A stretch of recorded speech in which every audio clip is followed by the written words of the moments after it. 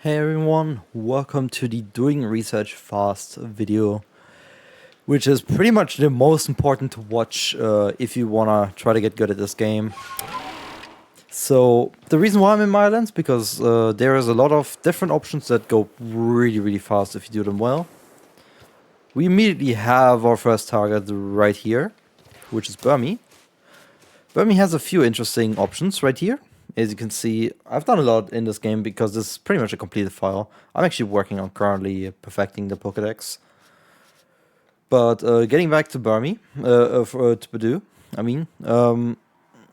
you see you have like a catch task, you have caught without being spotted, daylight hours, you got food, you got evolved, and essentially what you need to do for fast research, you see this research level 10, this complete.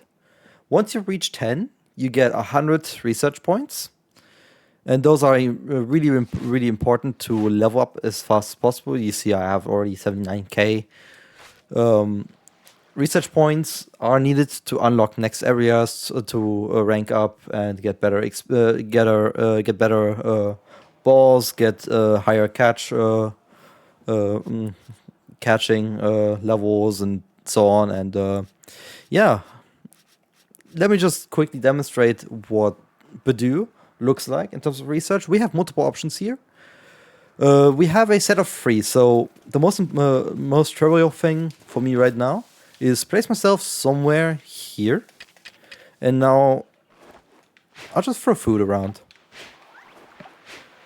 This action alone, if everything eats, yields 60 points. Because as you were able to see, if I look back in, you see that red marker up there. That means that this is a double point task. And it's essentially worth 2 tasks in terms of research level. Every task is worth a research level. So every red marked task is worth 2 research levels. So essentially, every Pokemon, if you just catch, every Pokemon will be research level 2.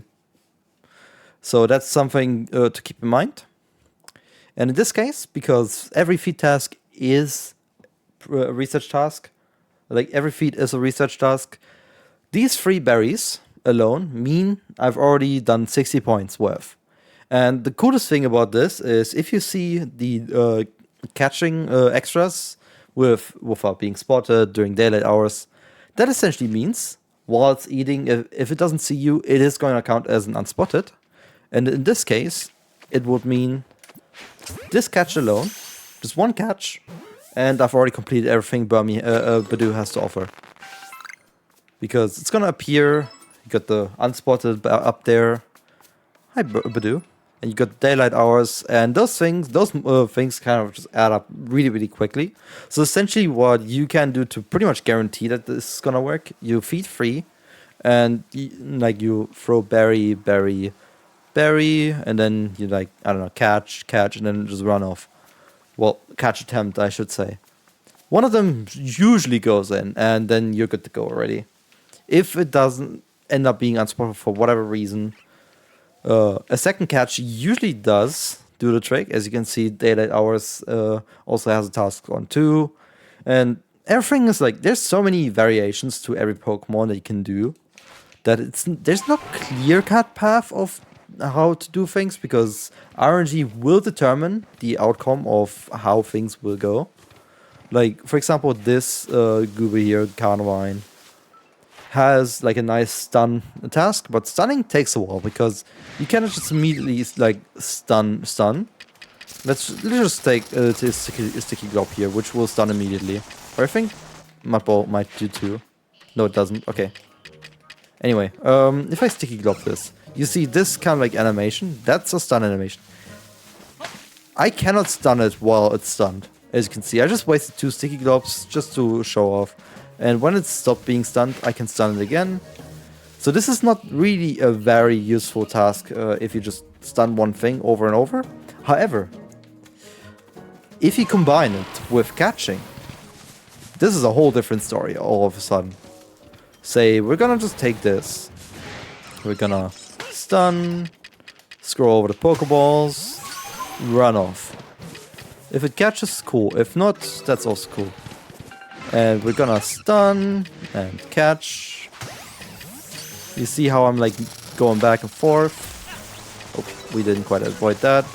But essentially, what I've done here with the stun and catching, I've stunned now 3 Pokemon, and I've caught 3 Pokemon. Of course, catching is not gonna be that easy. It's a Carnivine. I'm just with a completed game. But if I go back into the research here, you see there is a task for 3 Pokemon caught. So we are at 40 with that, but we've also stunned 3 of them. So that means we have done 3 stunning tasks, which add up to 60. That's our level 10. That means we double our points which we have generated. And that is very, very important to just kind of like take advantage of such faster ones, where it's very, very kind of like trivial almost to finish them. Of course, it's gonna be hard to know what you need to do. I have a set of notes for myself that I really like to use, that really help me along the way. And maybe they'll help you too. They're linked at the start of every category that I have in terms of notes that I personally use. Unfortunately, this is a Cricketune, but Cricketot itself, early on, actually also has a really nice task. Because early on in Fieldlands, there is a group of 3, essentially. Well, there's one more separate, and then you have a group of 2. And you see how there's a catch task with 3, with 1 and 3. You have 1 and 2 as feed tasks, and you have the unspotted. This one is, for example, one where you really want to focus on the unspotted aspect. So essentially, you want to catch them while they're eating.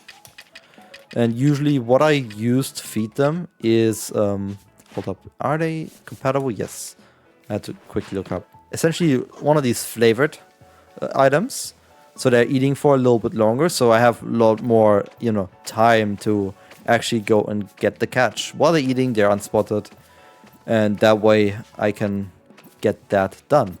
Another thing that is important to notice for some Pokemon, especially now we have a Cricketune here. Unfortunately, it's still targeting, there we go. Was still targeting the Psyduck. Cricketune here, you see the amount of like tasks here. Food is not even double, which didn't mean to press that. You got attacks, which are double, which kind of like attacks are a bit slow. Usually, you don't want to do attack things if you don't need to, because they essentially just kind of like slow you down. Unless there is a way to gain, like say Weasel here, you have a double point task on defeat. In that way, this combination for Shiny Charm, that's extremely important. For any other category, not so much. But like for Shiny Charm, that combination of like defeat tasks really is important. Like for example here, if you just kill one with electric type, that's 30 points. That action in itself is 30 points. Do it 3 times, that's 40, that's 60 points. At that point, you just need to catch 3, you're done with this Pokemon. But coming back to like Cricketune here, you see how unspotted is a double point task in this case. That is pretty much our focus in pretty much every category. What we do is, to be unspotted, there is a nice item, which is the Stealth Spray. If I use this Stealth Spray, I can now get on my ride, do shit. Notice how this Cricketune just ignores us. Same with this Cricketot, which usually runs away. Like, if we go in front, like, it's gonna notice us and try to run away, but usually, like, they would hear us and stuff, and now we've taken their ability to hear away, because we are Stealth Sprayed. Like, this Carnivine does not hear us unless it sees us, so we can kind of like just mess around, just, you know, chill here, do some shit. And that is important for staying unspotted. And now, what we have with that, it's probably gonna run out by the time we're there. But if I go over here and go over to where we usually do Cricketune, we have a spot here. I'm just gonna redo one anyway. It's not gonna be too bad. Yeah, there we go. So we have a set of Cricketune over here. Let me go to the balls real quick. Where they're here. Now that one has seen me, which is a bit unfortunate.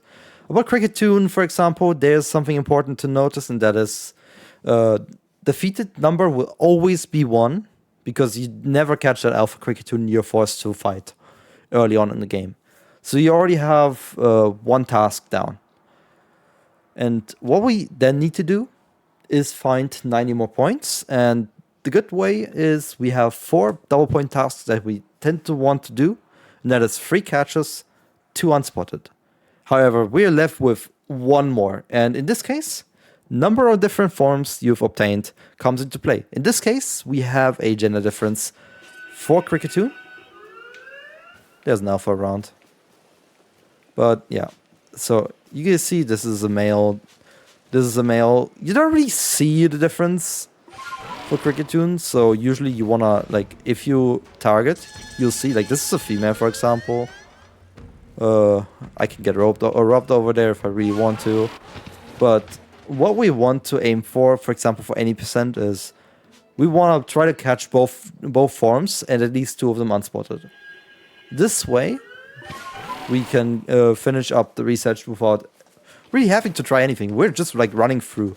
We're actually kind of like running to our next target, which is over there. Unfortunately, we're getting robbed on the way, but like over there, you see that grass over here that starts to appear when we get closer. This is a Teddy Ursa spot in which we want to do more with Teddy Ursa.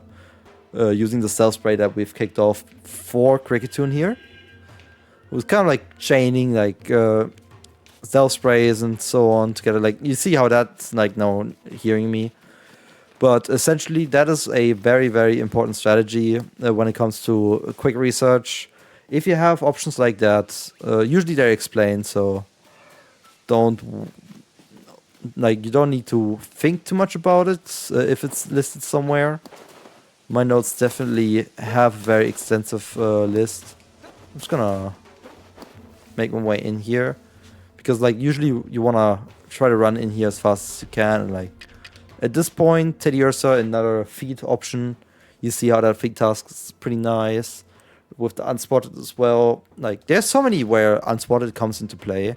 Which sucks at times, but it's just such a powerful task. It's hard to say no to. So, yeah, that is always important to keep in mind. I've sort of like listed Pokemon in terms of their tasks that they can do. One is like a catch focus, one has a feed focus, one has a stun focus, one has a scare focus. Yes, there are Pokemon that can get scared, like Scatterbang here, boom. And now I've scared this Ursaring. Well, I've already done 5. And this alpha does not want to get scared. That's just a case of it being alpha. But essentially, there's Pokemon out here that if you scare them, you get points. I'm trying to think of what is the best case for that. Oh yeah, Abra. Abra is a good case. Where it's pretty much needed, because they're really hard to approach. One more thing. Oh yeah, Ghastly. Ghastly is a good one for scares. Which is double point task for Ghastly. You don't need to memorize it all. But having a good guess of what to do helps with just decision making being a bit quicker. And like you see how powerful the scares are here. Like look at that with the double point task, and every scare is worth something. Literally, if you just catch 2 at night, you scare a group of 3 and just catch 2 of them, which essentially you know where the Badoo was, but at night you will have Ghastlies there. Just throw a Scatterbang in the middle, catch 2 of them, you're done. It's that simple for some Pokemon. And those tend to be the focus of like any percent, and catch them all in terms of generating research as fast as you can. Spear you could scare, but food is just more powerful, as you can see with the double point task. And yeah, you see like how in my casual playthrough, I've tend to take double point tasks to complete. That is usually the case. Like Duskull is a good example here. Like look at that. So these are just things to keep in mind. Some Pokemon are just harder to complete. But usually it's not too bad. Again, this is an unspotted focused one. Even this, like here, Tedacrew, for example, moves might be the best way to go. Finion, definitely the combination of Unspotted and at night. Luminion the same, but Luminion and Finion are just so hard to find at night. And you know, there's so many options to go about things. And best is to look at the notes that are available, what people have written down, made.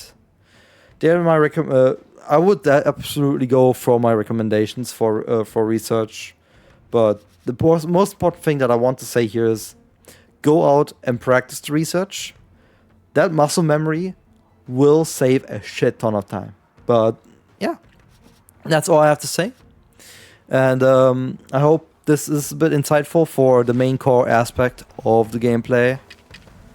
You got your stun items, you got your scatterbangs, you got the food items, staying stealthy with the stealth spray. You know, that's all the things that there are to care about, to know in advance. And the best thing I can absolutely recommend is watch other people run this game that have run this game already. Watch some PBs, see how things are done, and try to replicate them as best as you can, or maybe even better. Who knows? Maybe you're talented and you don't know it yet. But yeah, thanks for watching. I hope you can do something with this. And that is the doing research fast segment. Hope you enjoy. Happy speedrunning.